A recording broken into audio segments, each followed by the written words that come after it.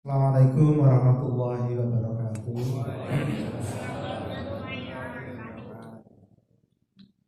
Bismillahirrahmanirrahim.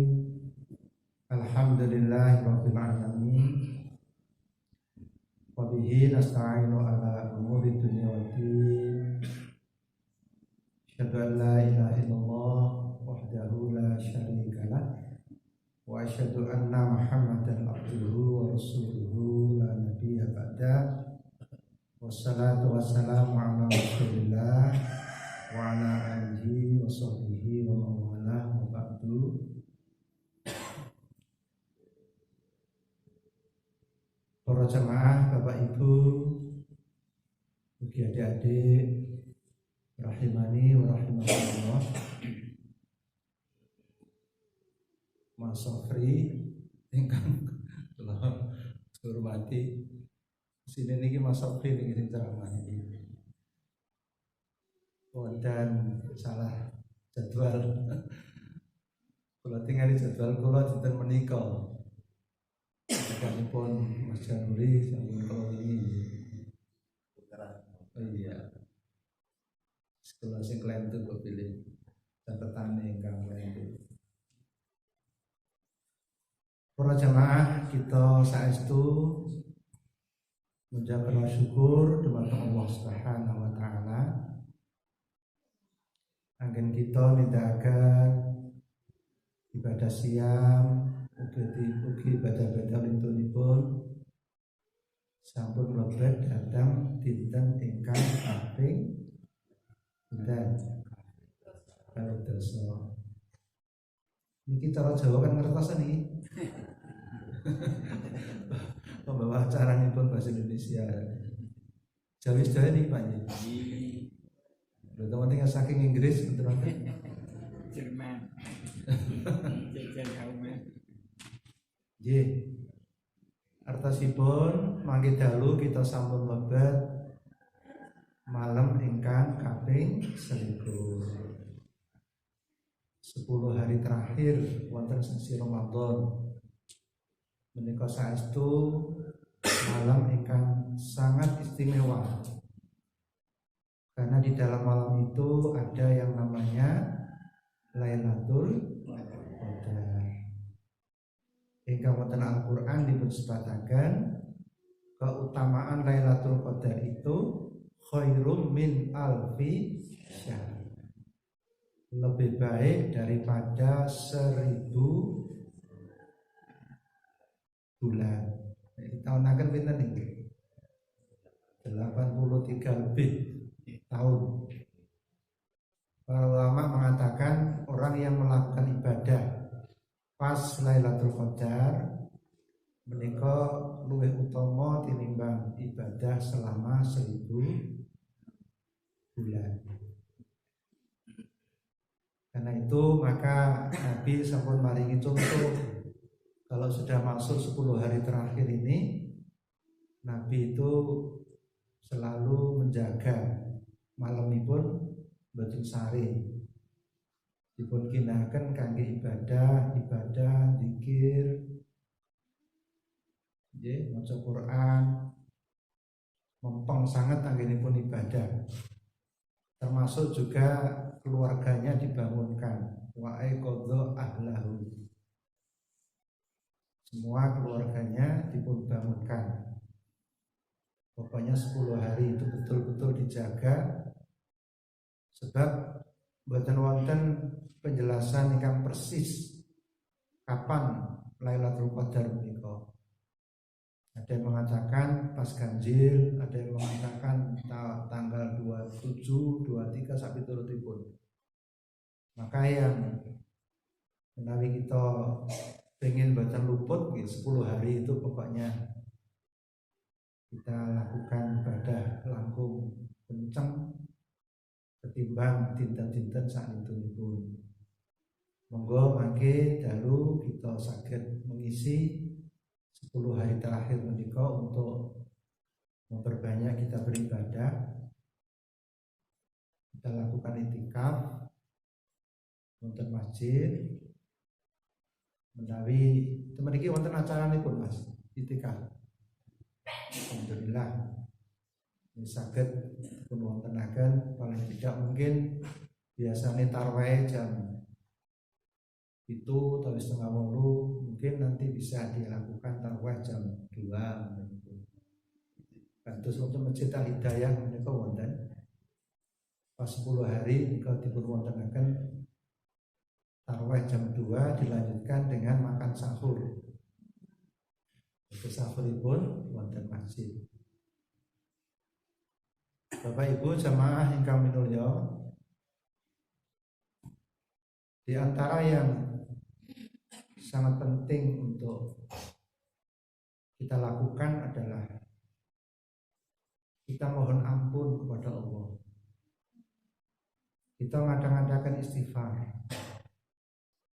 Jalaran kita merasa mboten namung rumangsa ning ngakoni, bahkan mungkin kita yakin selama ini kita terlalu banyak dosa kita. Kata sangat dosa-dosa ingkang sampun kita lampahi menika. Padahal dosa itu nanti akan menjadi penghalang kula panjenengan sami pikantuk keselamatan dalam kehidupan sabadanipun saking dunya menika. Mila kesempatan Ramadan khususnya 10 hari terakhir ini kita perbanyak mohon ampun kepada Allah. Kita memperbanyak membaca istighfar, kita bertobat. Astaghfirullahaladzim wa atubu ilaih. Istighfar menika diikuti dengan bertobat ya. Tobat itu artinya kembali kepada Allah. Kita berjanji, kita bertekad dosa-dosa yang telah kita lakukan selama ini tidak akan kita ulang lagi. Kita akan berusaha untuk memperbaiki diri. Kita baca langkung sae, kita kembali kepada Allah. Terus mboten namung cekap dengan istighfar dalam bentuk ucapan, tetapi juga harus diikuti dengan usaha kita untuk kembali kepada Allah. Sebab menika ingkang menakutkan ya, sangat menakutkan kita ini kalau kita meninggal dunia membawa dosa, itu menakutkan sekali. Dan kadang-kadang wonten dosa-dosa yang selama ini kita tidak menganggap masalah besar, tapi ternyata itu menjadi masalah menika. Jadi kula aturaken setunggalipun hadis Nabi, dosa yang mungkin selama ini nggak dianggap besar, tapi ternyata menimbulkan siksaan kubur. Karena suatu saat Rasulullah itu berjalan-jalan, menika wonten hadis riwayat muttafaq alaih Bukhari Muslim, melewati suatu kuburan, 2 kuburan. Kemudian Nabi berhenti. Para sahabat ini kaget ya, ada apa Nabi kok berhenti ini? Lajeng Rasulullah ngendika, ini saya mendengar ada 2 orang yang mengalami siksa kubur. Gandeng Rasulullah menikah seorang Rasul, perkara yang gaib tapi beliau tahu. Tahu ini pun menikah karena mendapat wahyu. Dan awak dewi mboten bakal krungu, mboten bakal kepiren. Tapi Nabi bisa mendengar, ini ada 2 orang yang sedang mengalami siksaan, menjerit-jerit, kesakitan karena mendapatkan siksaan kubur. Lalu Nabi mengatakan, ini 2 orang ini disiksa bukan karena perkara besar, tapi perkara yang dianggap kecil. Jadi pada umumnya orang menganggap biasa, bukan sesuatu yang menyangkut politik atau apa, enggak, masalah kecil gitu ya. Lalu Nabi mengatakan, ini yang satu disiksa karena urusan kencing, la yastatiru minal bauli. Waktu dia hidup di dunia, kalau kencing itu sembrono, tidak dibersihkan. Lalu yang kedua, wa huwa yamshi bin namimah. Ya, waktu di dunia dia itu suka berjalan-jalan, suka berada di tengah-tengah masyarakat, tapi senang adu domba. Namimah itu adu domba. Menika ingkang kedados beratosan kula panjenengan sami menika. Ternyata dua perkara ini menimbulkan siksa kubur ini. Dan kebanyakan orang menganggap sepele, biasa mawon. Nabi sendiri mengatakan ini dianggap orang bukan perkara besar. Yang pertama itu urusan perkencingan. Ternyata ini bahaya itu Bapak Ibu. Kalau kita nggak hati-hati itu bisa menimbulkan siksa kubur. Sebab namanya air kencing itu barang najis. Barang najis niku ya najis. Tinggal sholat nggih mboten sah salate jenenge najis. Nah menika kathah tiyang menika mboten perhatosan kalian urusan kencing ini. Baik kencing sendiri maupun kencing orang lain. Kencing orang lain itu misalnya kencing anakipun, putranipun. Bila kita menikah menawi melakukan buang air kecil, kencing itu jaga betul. Ojo nganti nyiprat-nyiprat. Nek dereng bersih tenan ojo nganti nganggo kathok. Nek dereng bersih nganggo kathok, mungkin netes-netes ini. Itu maka Nabi memberikan contoh itu kalau kencing itu bersih betul. Duduknya aja diatur sampai betul-betul bersih. Setelah bersih baru dibersihkan. Itu namanya istinja. Dibersihkan itu kalau lebih baik lagi sebelum air itu pakai tisu dulu sampai habis betul bersih. Terus sampun ngantos kesesok-sesok. Saya sering merhatikan itu kalau pas kula ten UMY wadhe kula tingali mahasiswa niku nek kencing kok waduh sembrana betul ini. Nek ngadep tur bareng atus dibuka jendelane. Ya netes-netes mesti anu semelaku niku pasti itu netes-netes niku. Itu kathoke pun betul bersih niku. Itu mesinipun menawi buang air kecil itu ya duduk masuk kamar mandi. Ya maka tempat-tempat yang menyediakan air tempat dengan berdiri itu saya agak kurang setuju itu ya. Itu hanya untuk orang darurat saja itu ya. Ini darurat ya itu pun harus hati-hati betul. Jadi yang baik itu masuk kamar mandi, celana dibuka, tapi di dalam saja, jangan dibuka di luar. Nanti bonceng-bonceng udah melayu nih. Diletakkan di tempat yang jauh, kencing yang dengan duduk, dengan jongkok. Bahkan ada teori pakai dehem. Dehem itu bisa menekan supaya kencingnya itu bersih betul. Ditunggu. Memang agak lama tidak apa-apa daripada nanti disiksa di alam kubur. Butuh sabar. Dikuncini tiang kencing terus sabar ibu bapak.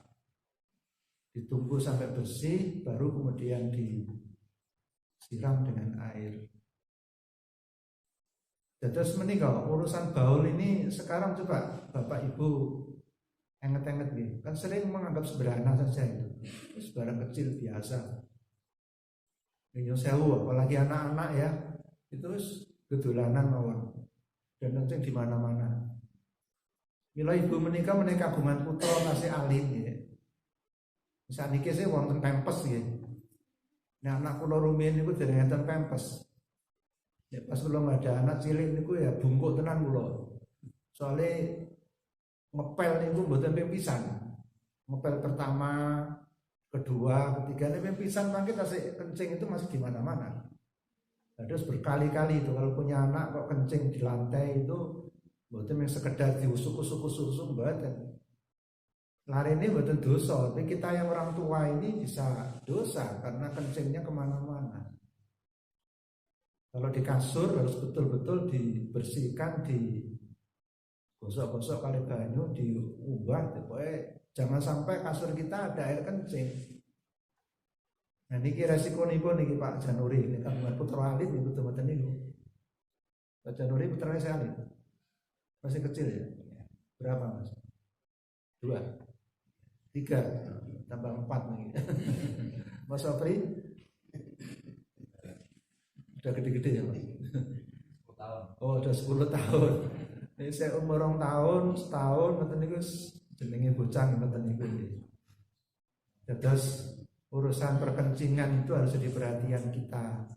Ternyata itu bukan perkara sederhana gitu. Langsung nomor kali niku urusan an-namimah, adu domba. Nah kita ini harus hati-hati Bu Bapak menawi pangandikan menika, jangan menimbulkan 2 orang bermusuhan. Tombak cucukan istilah yang Jawa itu. Bahkan kita bohong aja boleh. Kalau misalnya dia ngomong begini, kalau kita omongkan jadi bermusuhan, kita ngomong enggak apa-apa kok, baik-baik. Mungkin itu jadi bermusuhan itu yang kali itu. Ya.